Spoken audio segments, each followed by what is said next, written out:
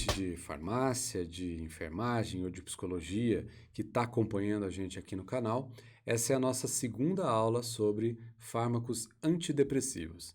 Se você acompanhou a nossa primeira aula, lá a gente conversou a respeito das teorias que sustentam o surgimento da depressão. Vamos lembrar quais são? A teoria das monoaminas, do BDNF e também a neurohormonal. E agora a gente começa a falar propriamente dos fármacos que são usados para o tratamento da depressão. Então a gente volta lá para antes da década de 1950, um pouquinho antes da década de 1950, quando surgiu a primeira classe de fármacos antidepressivos. Essa classe foi a classe dos IMAOs, os fármacos inibidores da monoaminooxidase. O que é a monoaminooxidase? É uma enzima que ela existe ali na fenda sináptica, mas também dentro do neurônio pré-sináptico, e ela é responsável pela degradação das monoaminas, da serotonina, da noradrenalina e da dopamina. Veja que ela é inespecífica. E quando você inibe essa enzima, através do uso de um fármaco, você acaba aumentando essa transmissão neuronal e dessa forma estimulando e causando uma remissão nos sintomas da depressão. Alguns pontos importantes que a gente tem que lembrar sobre os inibidores da monoaminoxidase. O surgimento deles não foi programado, eles surgiram a partir da observação de que um agente usado para o tratamento da tuberculose ele aumentava os níveis de humor nos pacientes e, na sequência, esse medicamento passou a ser utilizado como agente antidepressivo. E o segundo ponto, os IMAOs, eles foram pouco e ainda são muito pouco utilizados em razão da sua interação com alimentos.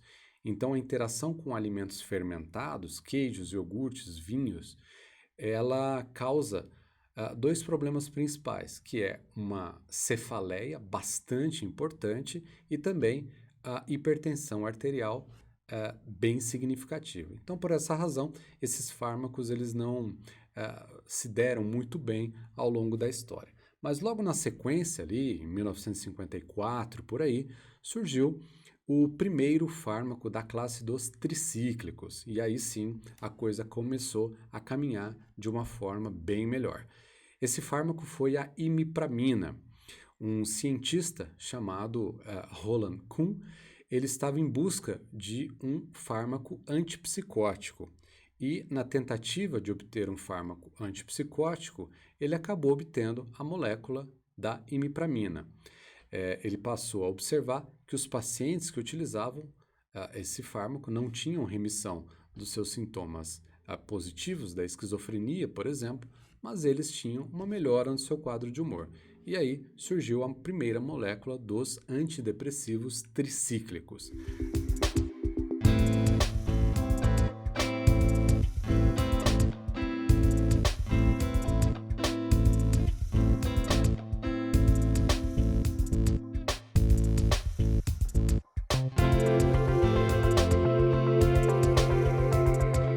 Na sequência, outros antidepressivos tricíclicos foram lançados, a exemplo da clomipramina e também da amitriptilina. São fármacos que são amplamente utilizados na clínica. São fármacos seguros, são fármacos que têm um manejo bastante importante e não só na depressão, como em outras condições eles também têm sido utilizados atualmente. Por exemplo, no tratamento da dor relacionada à síndrome da fibromialgia. Esses fármacos, eles atuam através da inibição da recaptação de dois neurotransmissores, a serotonina e também a noradrenalina. E como é que isso funciona ali na fenda sináptica? Primeiro vamos lembrar como é que ocorre a neurotransmissão para a gente ter isso claro ali no entendimento. A neurotransmissão ela vai ocorrer entre dois neurônios e é um neurônio pré-sináptico, que é aquele em que há a liberação do neurotransmissor, e o neurônio pós-sináptico, que é o neurônio que recebe esse neurotransmissor. Ora, se ele recebe esse neurotransmissor, ele tem que ter um receptor. Então, há a liberação e há a recepção. Após feita essa recepção, esse neurotransmissor ele tem dois caminhos, ou ele é degradado ali na fenda, ou ele sofre o retorno para o neurônio pré-sináptico, aquele neurônio que o liberou. Esse retorno para esse neurônio ele é feito através de um sistema de transporte. É justamente nesse sistema de transporte que ocorre a atuação dos fármacos antidepressivos tricíclicos. Eles bloqueiam dois sistemas de transportes que existem ali. Um sistema da serotonina, que nós chamamos de SERT, e um sistema da noradrenalina, que nós chamamos de NAT. Então, dessa forma, através do bloqueio desses dois sistemas de transporte, eles conseguem aumentar a oferta de neurotransmissores ali na fenda sináptica, fazendo com que haja uma maior estimulação neuronal e, consequentemente, uma melhora do quadro do paciente com depressão. Um fato que é importante: os antidepressivos eles requerem um certo tempo para início de sua ação. Não é imediato o seu efeito. Esse efeito ele precisa de 2, 3 até 4 semanas para estabilizar-se e aí a sua ação ela se manter de forma contínua. Mas uma vez isso alcançado, o paciente ele evolui de uma maneira muito positiva. Então, é assim que os fármacos antidepressivos tricíclicos atuam ali na junção neuronal e na transmissão da noradrenalina e também da serotonina. Muito bem, então esses fármacos eles atuam em dois neurotransmissores.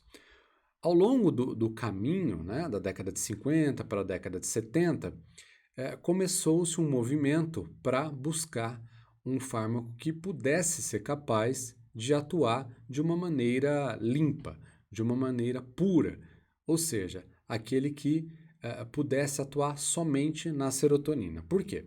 Porque a teoria da depressão ela migrou para a teoria que dizia que era mais a serotonina a responsável pelo quadro da depressão.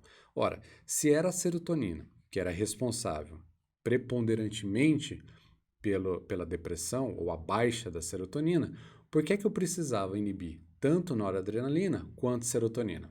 E foi esse movimento que passou a existir na década de 70 e culminou com o surgimento do primeiro fármaco da classe dos inibidores seletivos da recaptação de serotonina, ISRS, que foi justamente a fluoxetina, o tão conhecido, o tão famoso Prozac. Então, o Prozac ele surge, né, na década de 70, não fora lançado na década de 70, mas a sua molécula surgiu na década de 70, e a partir daí inaugura uma nova classe, uma nova esperança aí do tratamento da depressão, que seria os fármacos que inibiriam ou que inibem de forma seletiva somente a recaptação da serotonina naquele sistema de transporte que a gente citou, que é o SERT. E aí, na esteira do Prozac, na esteira da fluoxetina, outros fármacos viriam, né? A sertralina, a paroxetina, o citalopram, o escitalopram, todos eles com muito sucesso e muito amplamente utilizados na clínica e na prática para o tratamento da depressão.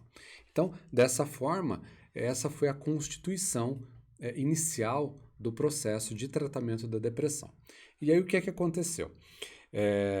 Veio um movimento de retorno à utilização daqueles fármacos que não eram tão puros. Então surge uma outra classe chamada de inibidores não seletivos da recaptação de serotonina. É justamente sobre esses fármacos, ou o porquê desses fármacos, que a gente vai conversar na nossa terceira aula desse bloco de 3 aulas sobre fármacos antidepressivos. Entender o porquê que nós chegamos a uma molécula pura, ou hoje a gente sabe que não há molécula 100% pura, mas à época ela era denominada uma molécula pura, né? O Prozac, a fluoxetina, foi assim denominada. E por que que a gente retornou para esse uso de uma molécula mista? Por que que isso, de certa forma, tornou-se interessante novamente? Vamos recapitular? A gente saiu dos inibidores da monoaminoxidase, caminhamos para os tricíclicos, fomos para os inibidores seletivos da recaptação da serotonina, né, que teve como o protagonista principal a fluoxetina, e depois surgiram outros, né, a paroxetina, sertralina, citalopram, escitalopram, e finalmente caminhamos para os inibidores não seletivos da recaptação de serotonina. Depois ainda temos aqueles fármacos que são de classes variadas, né? Como a bupropiona, mirtazapina e assim por diante. Então, sobre essas características mais peculiares é que a gente fala para vocês na terceira aula dessa série. A gente espera vocês lá. Até mais. Um abraço.